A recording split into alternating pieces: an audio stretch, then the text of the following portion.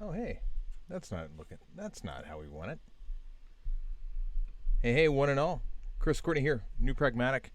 It's, man, I feel a million times better. If you watched yesterday's show, you saw like a beaten, dejected version of me suffering through uh, what can only be described as incredible tooth pain. I had a root canal yesterday. I feel so much better today. Um, So it's good to be back. It's like amazing to be back. I didn't know if I'd make it back. That's just how these things go. And in the midst of a pandemic, that's not necessarily what you want to do. You don't want to go outside, nor do you want to have somebody like crawling around inside your face. But when you're in that much pain, you don't care. Um, got some good stuff this morning. Tedgel's back. Katie's back. Good to see you, Katie. Glad to see you pushing forward. So we're coast to coast with questions from students this morning, and I know Rebecca.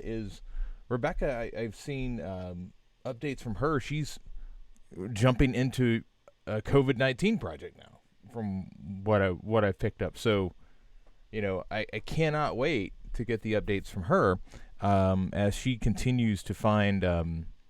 She finds all the jobs that I've heard are disappearing and or not there, and she continues to shine as an example of somebody who somehow hustles into every nook and cranny she can find. And I'm just continually blown away by the effort that she puts into sourcing new opportunities. So that said, she's also a great person to connect with in the community because she's always throwing off ideas for opportunities that other people could sign up for or join in on. So with that, I want to go ahead and jump in because Katie's got her sketches, and I want to look at not only the sketches but how we're working with them. Tedgel's got a couple of interesting questions. They take us into some interesting conversations. So I want to take a look at that as well. And I'm actually working on a new video, working on horizontal and vertical scroll in place for Figma. So I do think that is worth a quick discussion. So, kind of previewing the video. And we'll go from there. So I'm going to go ahead and share my screen. And oddly enough, there is the horizontal and vertical scroll project our video that I'm working on.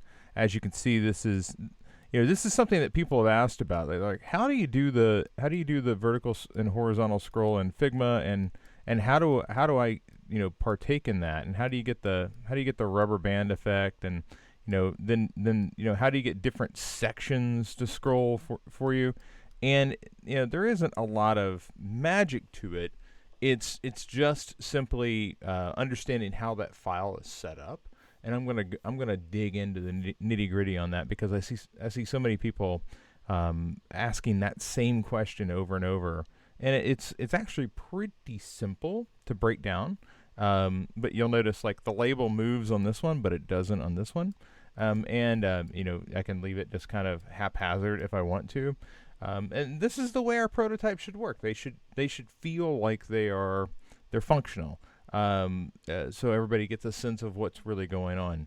So we'll jump into that. Okay, we'll come back to that. And again, I will link to the base files for this, so you can go in and look at exactly how things are constructed. This is all part of a new chapter of content that's going to be coming out related to prototyping. So be on the lookout for that. We actually were going to start, over here.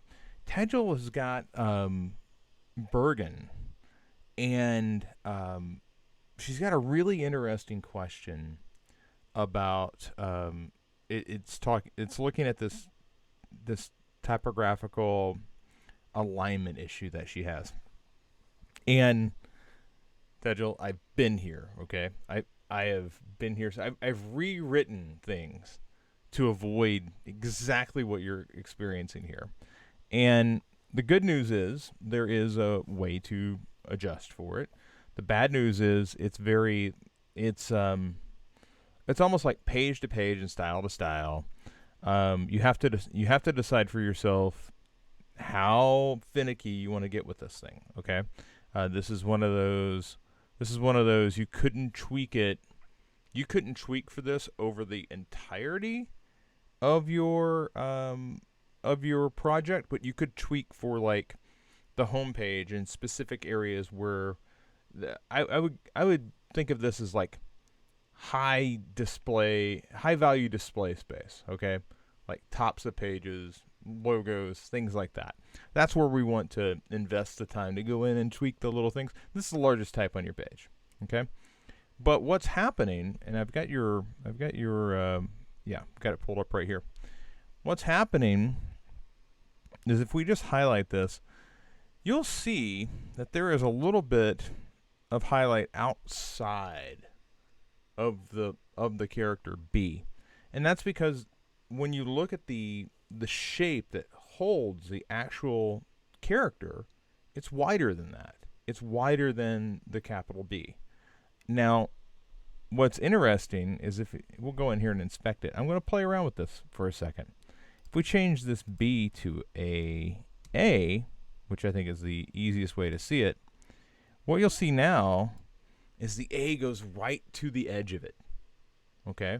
So now suddenly you're in alignment because the A has filled that space. There is no longer that empty space. Now there's still the empty space of the B, and that's fine. That these characters are doing what they're intended, what's intended. And this goes back to the way that typographical forms were created back in the ye olden days with the lead characters. There was always a little bit of space around the edges of each character, and that's what gave you the space between. Here, unfortunately, because of its placement, this doesn't feel great because when you look at that, it's like, as a designer, I really want that. I want that to line up with the dotted line. And then I want that because that dotted line lines up with a case study and using design principles to create award-winning content. I get it. That drives me nuts. So what can we do about it? The first thing you could do is you have a class called Idea, and I'm not sure what Idea is doing. Looks like Idea is like got a text align left, which you've already got. Maybe it's got some font size on it. Yeah, it does. What I would consider doing is I would throw a left margin on that. Not left M, Chris. Try left margin. Try putting an actual function, useful thing on that. And I would go with a negative margin on it. And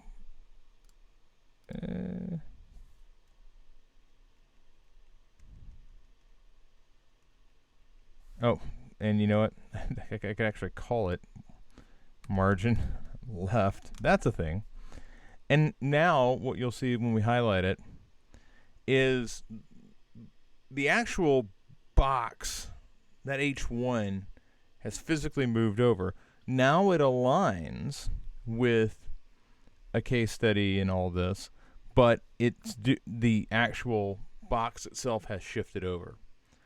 This is getting really finicky, but this is a high value spot. It's right at the top of your page. I would not want you going through and doing it for the gist and client, Mari, B, and some of these other areas. I would want you to leave that alone. Okay, and this is a known issue. It's just because we've shrunken it down.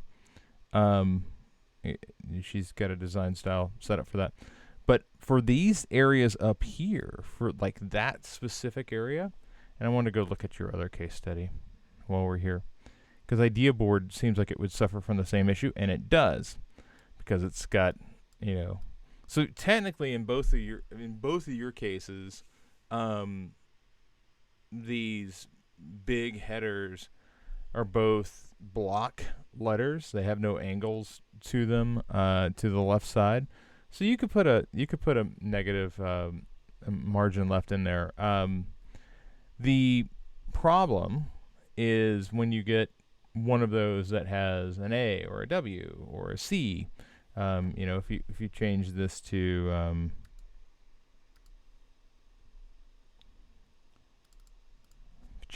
a C, that soaks up the space, and then if you had a negative margin on it, it's gonna be bad because it's gonna make it look like it's out of alignment. So, what I would consider doing, and it's only because this is a small portfolio and you're tweaking areas, I would just create a class and apply it as needed. Okay, I would not apply it to all of these. You have this idea class. I also would stay away from naming this idea, because I know that you created this class for idea board, but yet you've used it over on Bergen. So I would just call this, main title, or title, like main class, main title, and that it kind of describes what it is. You don't want to get into naming classes that are hard to tell what they do when they're not used in that very specific, like here, idea, class of idea. I know what that means. When I get over here to Bergen, I don't know what that means. Okay, because obviously, idea on this, it's not as clear. So that's just a little bit of guidance there on the class naming, but the negative margin fixes that. But I wanted to explain more of why that's there. It's because of the way characters are made. It goes all the way back to how we used to make characters, and physically, it's just been adopted into how characters are drawn and how typography and typefaces are made even today. Okay, so there's that issue. You also brought up, you'd like to make a page like this, and this reminds me. I had a student. You've probably heard me talk about Ben before. Ben's got something similar, and there's lots of different ways that you can do these designs. You have pointed out that you want something that really has this it feels alive. But all these are, if we look inside. Oh, I didn't want to do that. Let's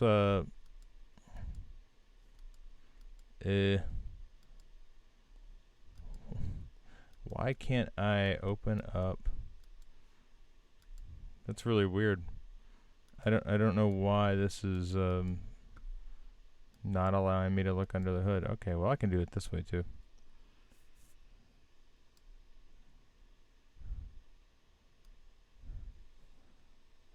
Oh, this is somebody's Webflow. Ugh. Webflow just feels incredibly, I don't know, lazy.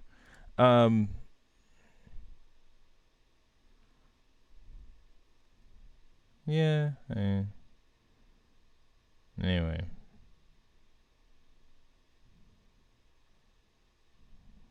Yeah, the only reason I know it's Webflow is because it's got the WFs up here. Webflow. Doop.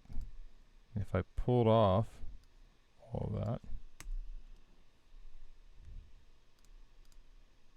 Oh, didn't break. Okay. Well, regardless of that, I was wondering why I couldn't open it up, and that's why Webflow projects historically do that. But they've got these GIFs, okay? And you would, and oddly enough, you don't have to do it in Webflow because you already have my Bowie CSS generator. And, all you've really got to do is come through and say, okay, well, grid gap 0 and those things all come together. Of course, I've got text underneath these, so that's not really the best way to do that.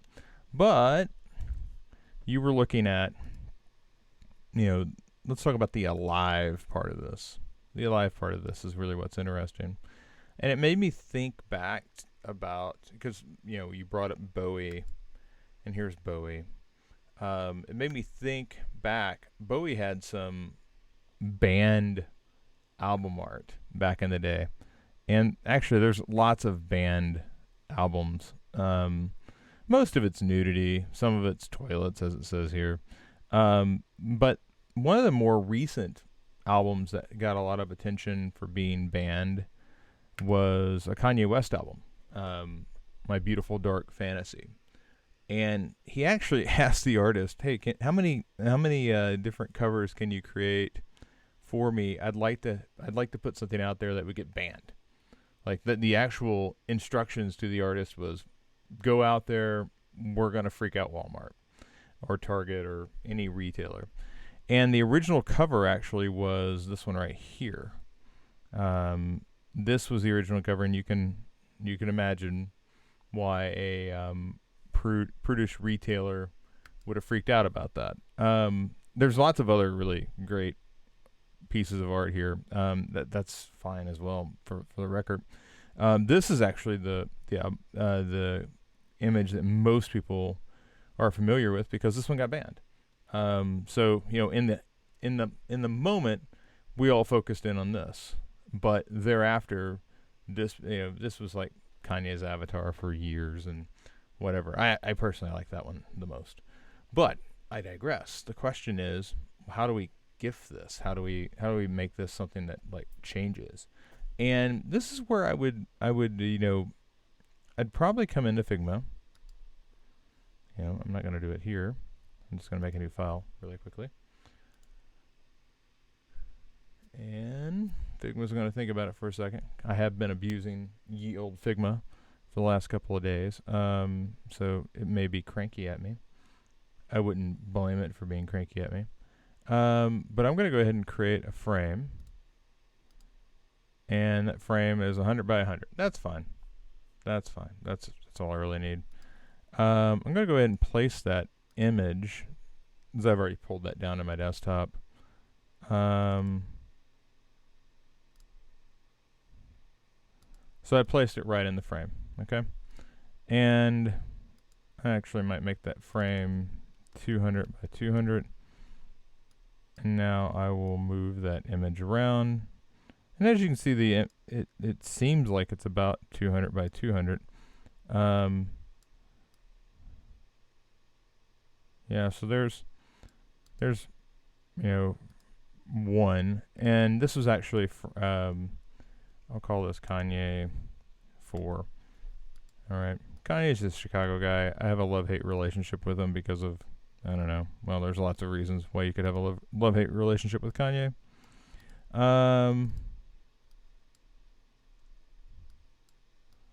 You'll notice that occasionally when I drag these out of place, like they'll do, I'll show you in a second. I'm just going to name these as I go. So I definitely want to make sure that I am producing these in such a way. You'll see, like, sometimes when I drag over, like, it will leave. And it's because I've moved the image outside of the frame. The frame is right here, and you basically just have to move it back in. Okay, so it's back in there. There's Kanye 3.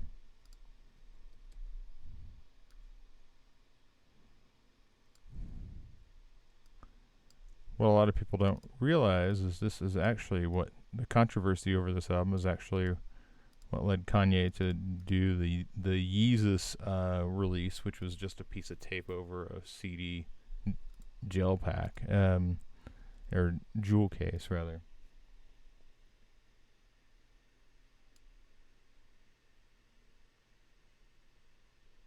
Where's the toilet? Where's the toilet paper? The app. I love it. That's very of the moment, Tegel. Okay, so this was Kanye 2. This is Kanye 1. The question I have, Tejal, about that app before we even look at that is I'm always going to the question I'm always going to ask is, where's the data coming from? Is it crowdsourced? Is there a data set that you know of that shows like delivery and shipments? Because it's a great idea.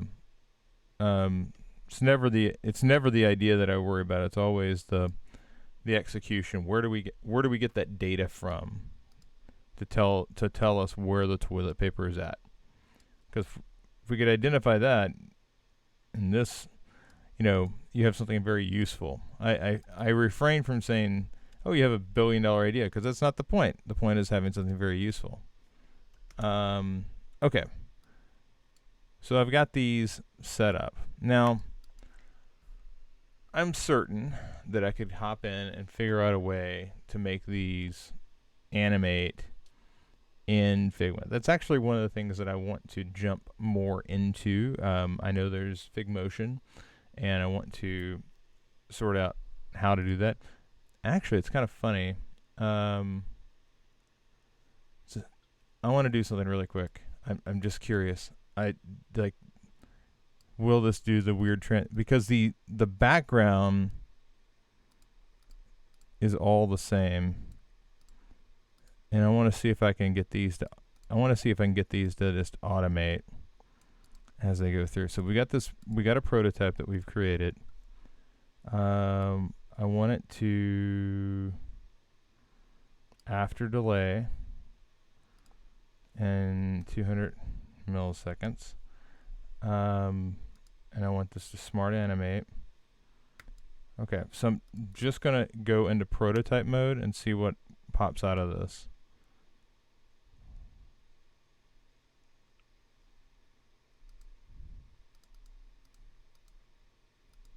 Nothing popped out of it. Okay, well that's interesting.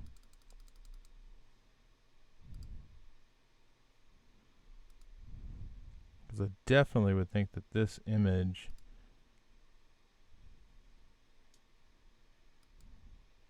so we've got the frame.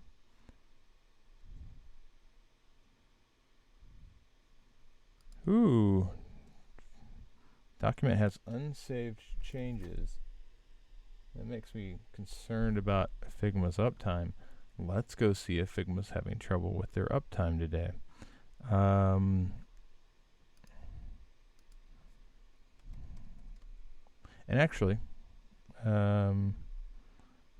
we know where that's saved at, because if we go over to Discord, actually pin that to the general channel.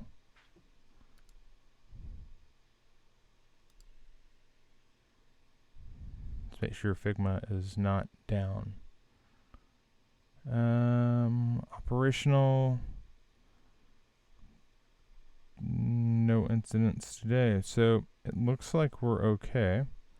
Status.figma.com. That's where you go for that. But it did freak me out for a moment when we looked at this and I tried saving, and it said the document has unsaved changes. I don't know why that is.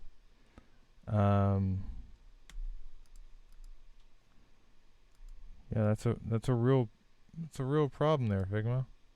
I don't like it. So I'm gonna change this. I'm just curious if it will do something different now. It does not. Oh, that was interesting. Okay, well, I'm not gonna do it that way. I was kind of riffing anyway. What I am gonna do is we're going to export these. I'm just gonna export the 6 layers. Let's go and create a folder. We'll call it Kanye. Create. Done. And we'll save. So this should kick out 6 200 by 200 images. I'm going to come over to my messy desktop, which I do apologize. See if that gave us what we wanted. It did. So even though Figma is being fussy for whatever reason. I still have the images I was looking for. Now, I'm going to take this into a little online editor, animate GIF maker, and we're going to upload those images for Kanye. Open. And this makes really compressed images, or really compressed GIFs, is one reason why it's kind of janky, but I like it overall. I'm going to change this to delay of 50, not 250, 50. I'll say make GIF, and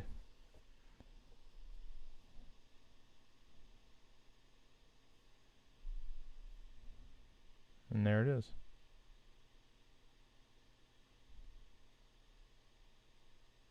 Seems to be a bit random, and I'm not sure why.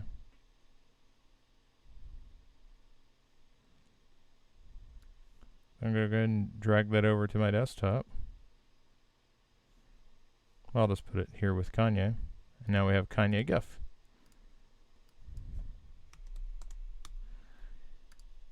So this allows us to have those 6 album covers that were banned to show what the alternative album covers are.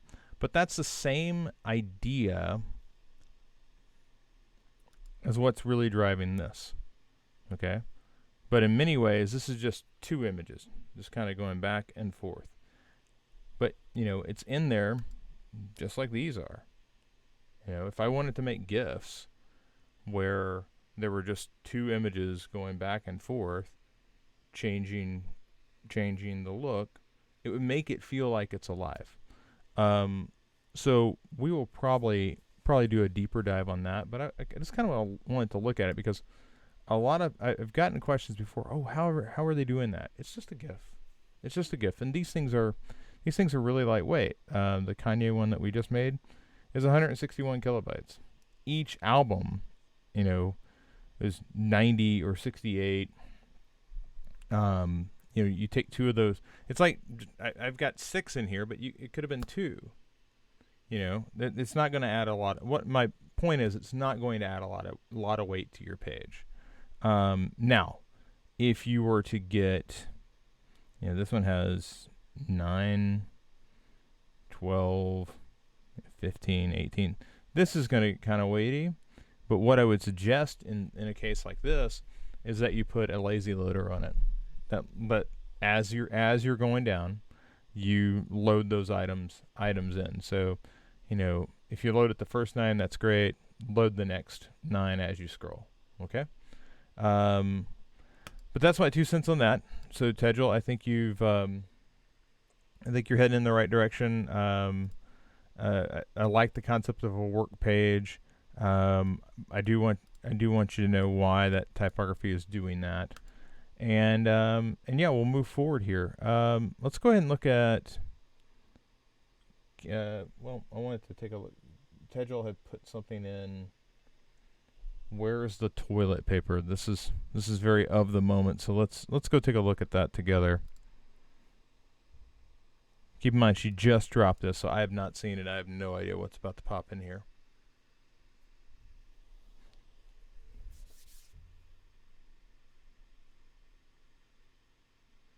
Where's the toilet paper? Or where's toilet paper?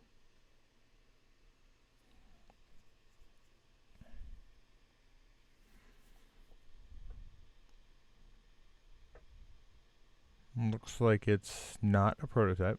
Looks like we're looking at the actual files. Okay, so this is in lo-fi wireframe mode, which is fine. So you've got to sort here by price, distance, availability, buy go. So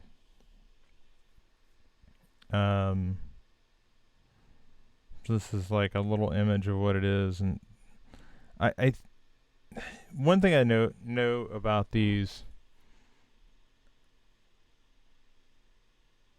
One thing I know about these names is that they're you have a chance for these to get long. So I might organize this just a little differently. It's not. It's not. It's frankly a situation where it's just the nature of these names to get really long. You're going to have to either truncate them, um, or So let's just look at this. And you've got this keyboard. I'm just gonna. I can't. Sorry. Well, let's just take a look at toilet paper. I'm just gonna search for toilet paper.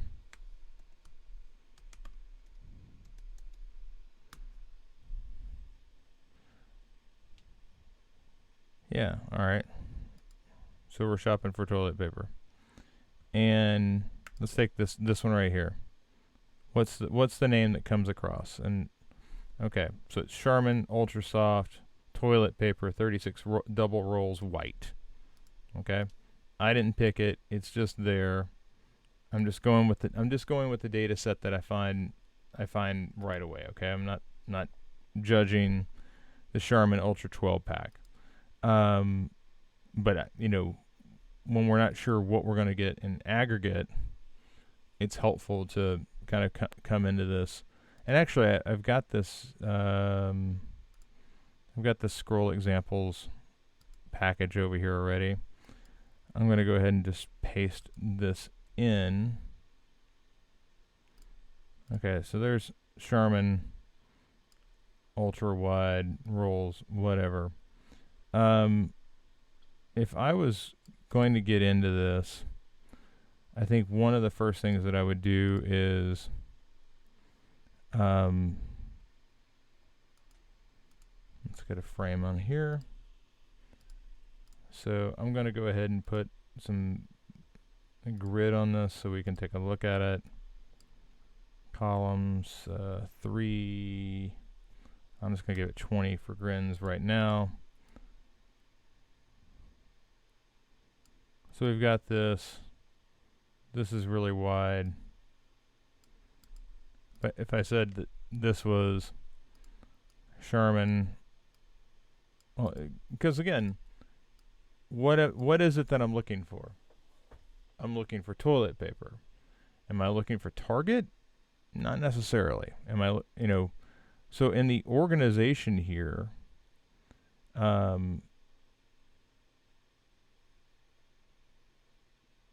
you're searching for availability.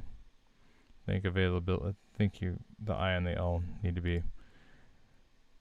The image here, I'm just going to go grab what's been thrown to this particular data set. That looks fairly representative of the type of image that you're probably going to get.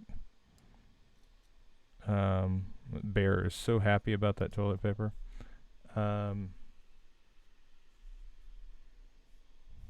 Could not tell you in a million years where everything went. It's because it's over here in scroll examples. Duh, sorry. I'm going to go ahead and drop that image in.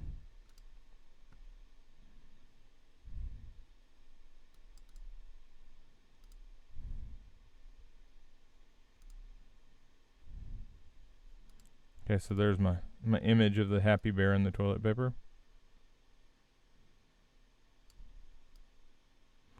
I think the smallest I would go with this would be the one column. And I don't know why that's not necessarily snapping.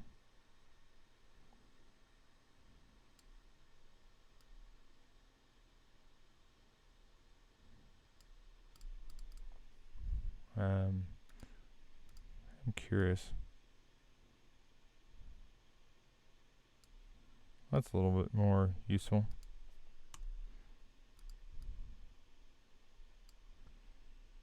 So anyway, you're gonna have an image like so. You got the Charmin Ultra Soft Double Rolls. That's the name. Okay, that's what you're gonna see. That's what you're gonna pull over. Location then becomes the next most important thing, and this is where I would pull in Target. Now, I don't think that Target is your largest concern, but it could be. Let's try to think of you're in Orlando. It could be. How does Costco, or let's go for Orlando shopping, Orlando grocery stores. I'm just looking for like what is the longest name I can find. Let's go for Lot Plaza Market. I don't know where that is, but I'm always trying to double down on what's going to be the least convenient data to work with. Okay, so I've got a long, crazy long, whatever descriptor for the toilet paper. I've got my market name. Now, things that I can control. Okay, quantity.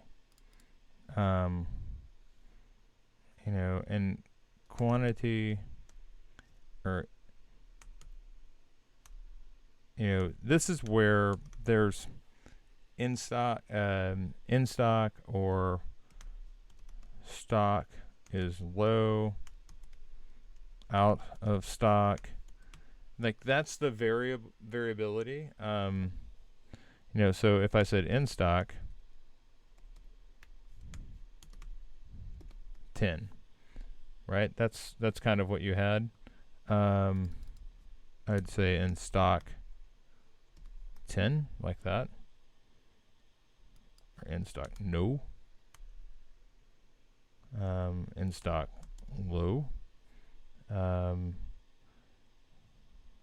Is it a dash? It might be a dash. Here I'd probably go with a 14.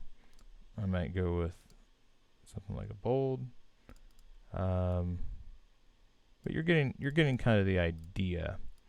The next bit here that you had for where's the toilet paper is you had miles away. Okay, that's interesting. I do think that you could probably do something with miles away. Oh, there's cost too. Well, that's pretty important.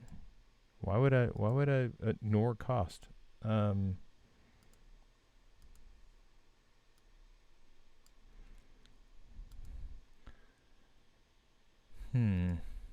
What would I do with cost?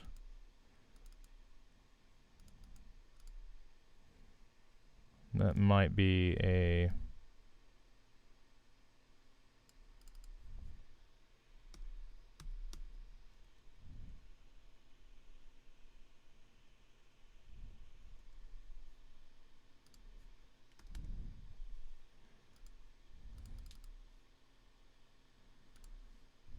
and again, I'm riffing on the fly. I've done no research on this sort of app design.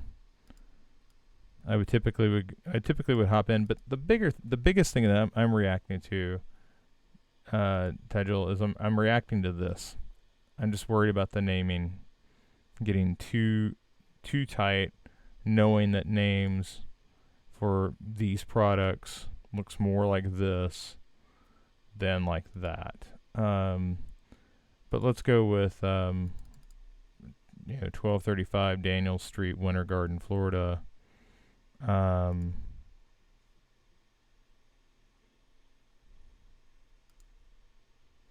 you've got your miles away. That was the other part. And I can't, part of me wants to put it next to it, and part of me is like, if I do that, I'm risking running out of space if I get like a weird name. So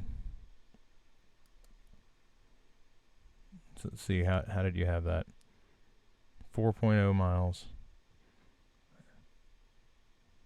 Availability 10. And that's the other thing. Right now, there's nothing indicating what that 10 is. I made the logical jump that it is 10. 10. But I don't necessarily know that if I'm coming to this cold. I can figure out price because there's a dollar sign next to it.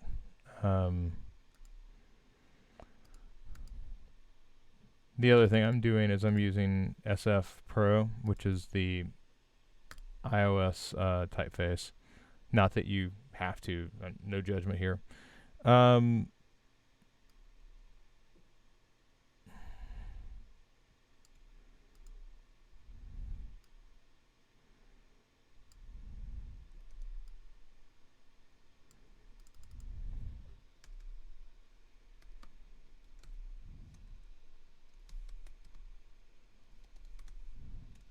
And I'm just entering in.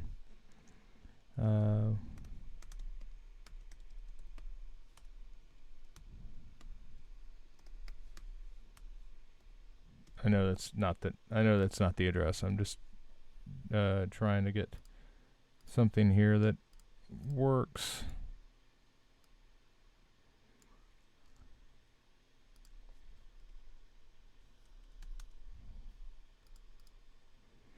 There's a lot of small bits of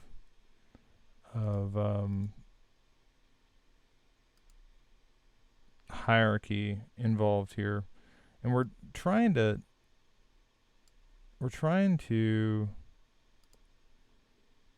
organize this in such a way that it allows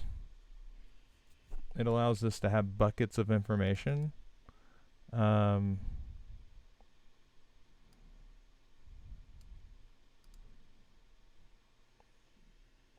let's see, what else could we do here? I'm really trying to figure out distance. Let's go with the 4.0 miles. Yeah, I want to kind of go back. So you've got that as 4.0 miles, and it's right underneath the lot mark. That thing.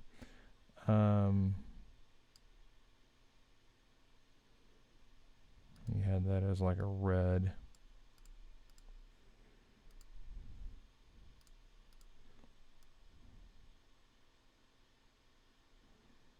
Yeah, I think what I would do is I would have that append it to the end of the address. So I would line it up with the bottom of the address, and maybe the address is really set like so. So you're allowing this name to go all the way across, and this is where Walmart Super Center, because they have all these weird little appendage. They append all these like descriptors to it. So Walmart Supercenter, and this is the thing, and this is how far away it is, and in stock, low. Honestly, if I had to put color on anything, I'd put it on that.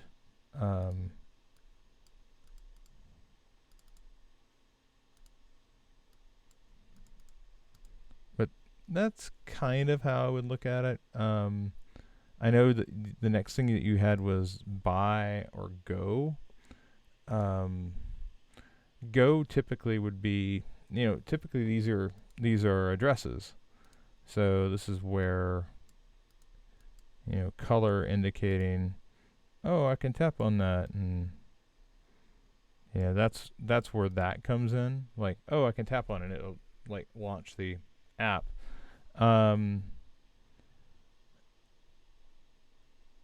Is this where an add to cart comes in?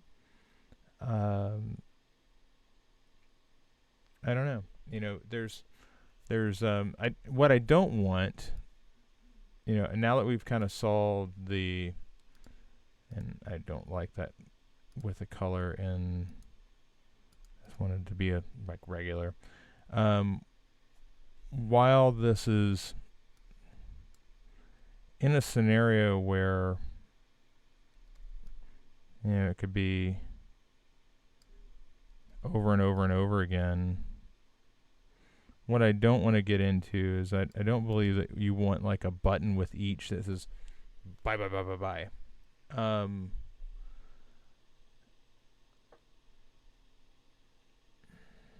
But I'm not sure of the dynamic for sales. I would want to go through and kind of research this particular aspect, and I'm just going to research it right now, and I'm just going to like how do we typically handle the adding to cart thing, and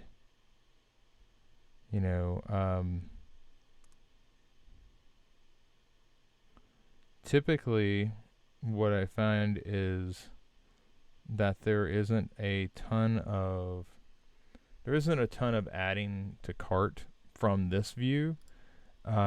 Typically we click through, and then there's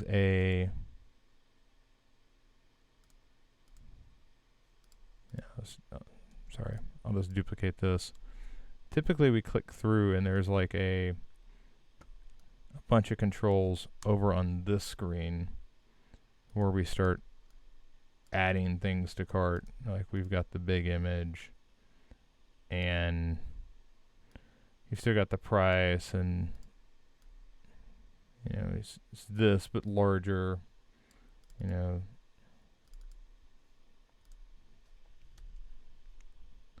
because we've gone through to the detail. Okay.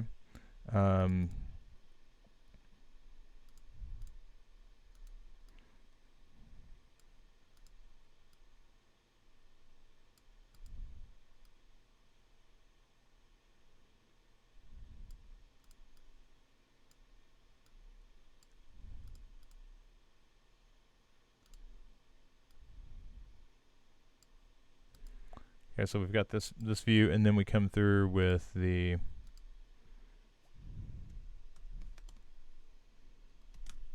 so here's add to cart. You might be wondering, well, Chris, why are you doing it that way? It's because I'm going to put auto layout on this so that we get that natural boundary on it. I'll fill it with green. I will then colorize the typography to make it white. And at this point, I might say 10 on the edges just to round it. I might go vertical and give it a specific width. And now we've got our cart, and you can place that to live permanently at the bottom if you want. But that's the struggle I have is, there are ways to, I think the colorization of the typography to state action. Those addresses are action that keeps you from having to say go. And then it's not often that we have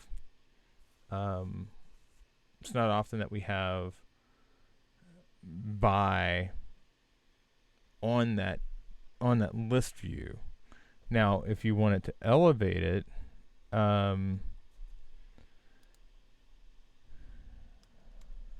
think you could probably do something underneath the price. The problem is, what I typically worry about here is I worry about people accidentally clicking, because you're swiping.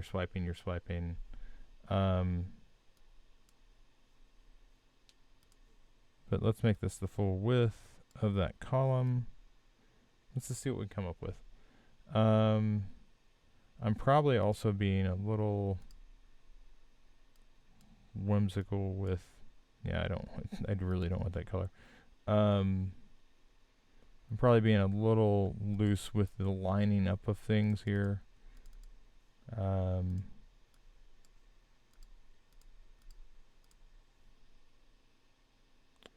Do do do do do do do. Okay, so there's that.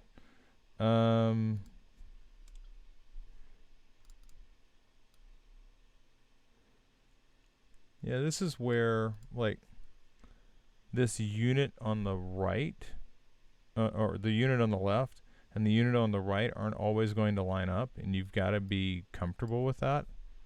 If you go with that, but this is now, it's kind of interesting. This has now got a lot of little things that want to try to line up.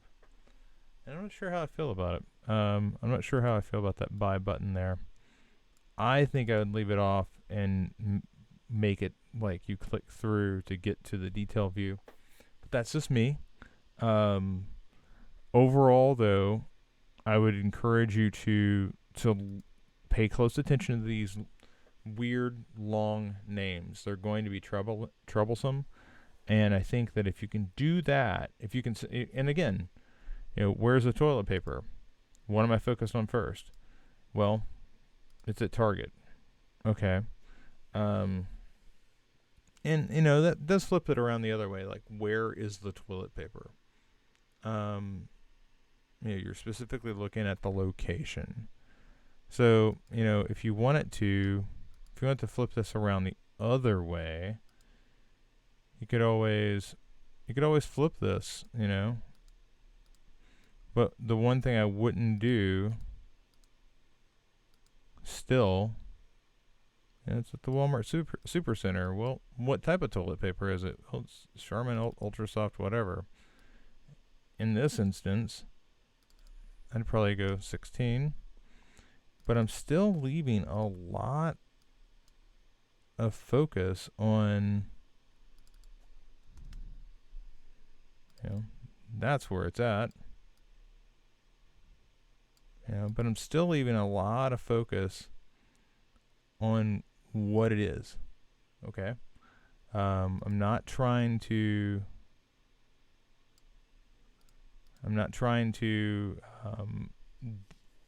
like slide this in underneath. And the price goes a lot better over there anyway. Even if we get into end of days and it's $150.99 per 36 pack, I hope it never gets there. That still works. Okay. So I've given you a couple of different options there. I hope one of those is helpful. And with that, I'm going to jump over to Katie's because we've kind of meandered around. I like it. Boy, and there are a lot of lakes there in Orlando. I had no idea. But also looking at this, International Food Club, that's a long name. Mi Bandera Supermarket, that's a long name. Sorry, I keep Bravo Supermarkets, Goodies Supermarket. You got a lot of supermarkets down there in Orlando. Saigon Market. These are all names that are longer than Target. And this goes back to working with oddly shaped data. I kind of it looks like Minnesota. I'm just looking at the map. All these lakes. It looks like Minnesota. I had no idea that Florida was that close to sinking. Which is to say Minnesota is close to sinking, which it might be. I don't know. But long story short, allow yourself space to run on things that are variable in length. The name of the type of toilet paper is variable in length. So is the name of the place where you're going to pick it up from. Give yourself space. So is the address. Okay? Give yourself space. All right. Let's look at Katie's. Katie's like, God, please. I've been hanging out for like an hour waiting for you to tell me about my sketches. All right. So, the one thing I wanted to point out, Katie, is like this is your homepage, and you've kind of sketched it 4 different ways. And you went with the 4 up, which is fine. you're really struggling. You're really struggling to determine how much space to use and where. And also, you've uploaded it into Google, which is fine, but I would advise doing it this way. And I'm just gonna stay in my scroll examples file here that we've been using. I would advise just uploading it to Figma.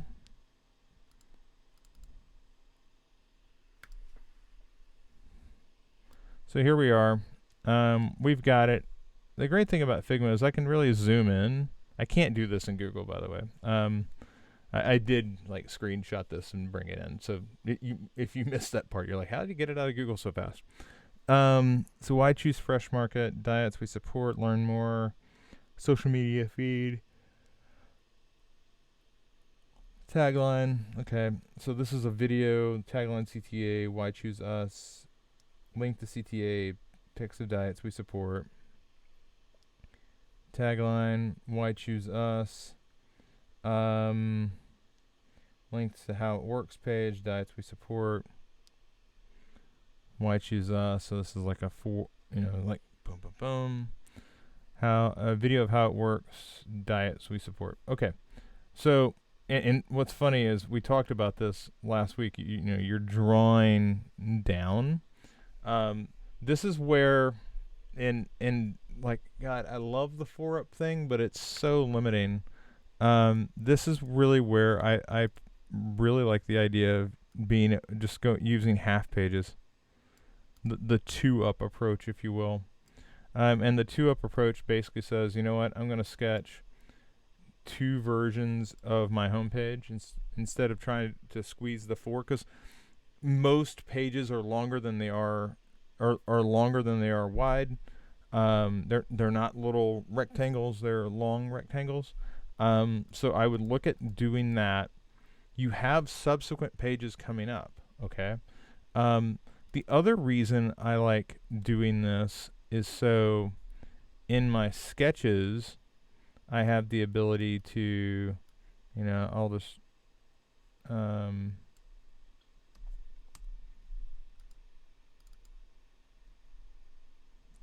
I'm not sure what's happening over here.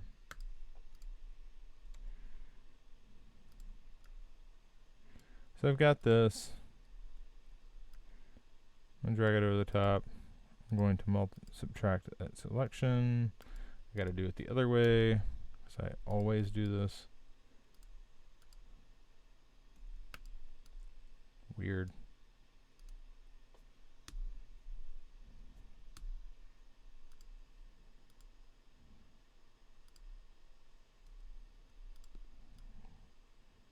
What am I trying to do, Chris?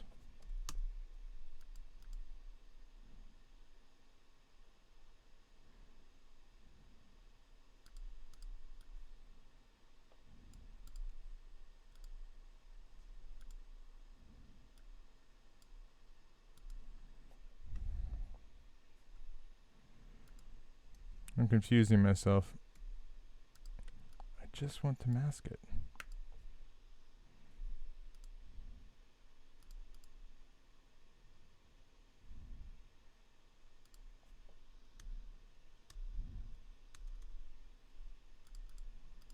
Oh hell, I'm just going to crop the... well, if it would allow me to. I'm just going to crop the image. Crop, thanks. But here, if I have it in Figma,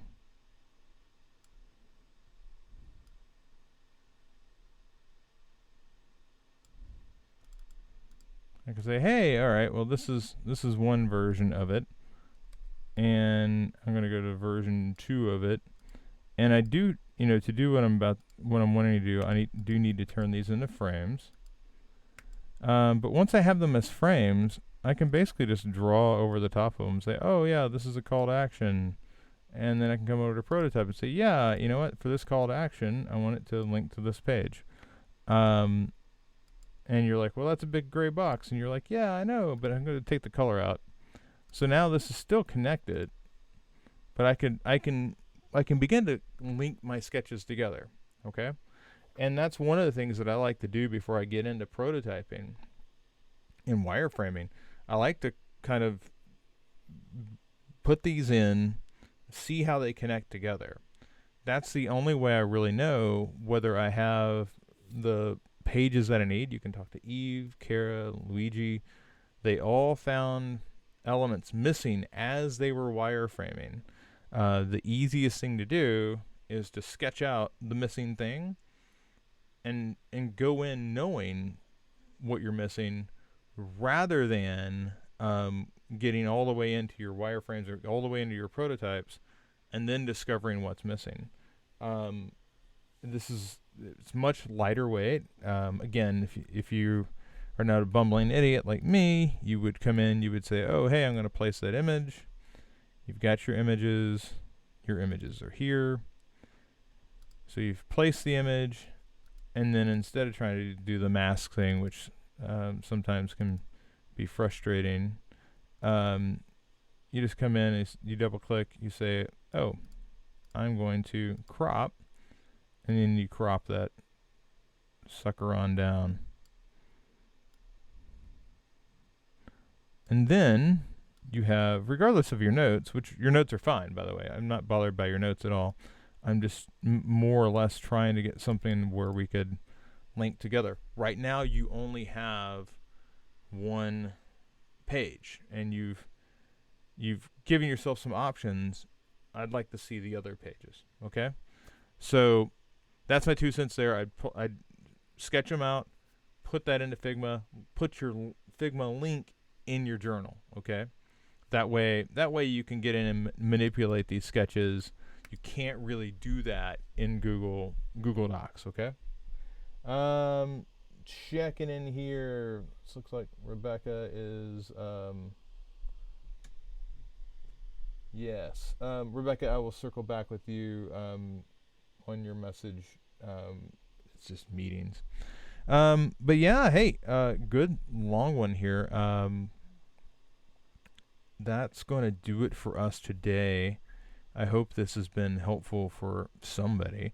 I've enjoyed it.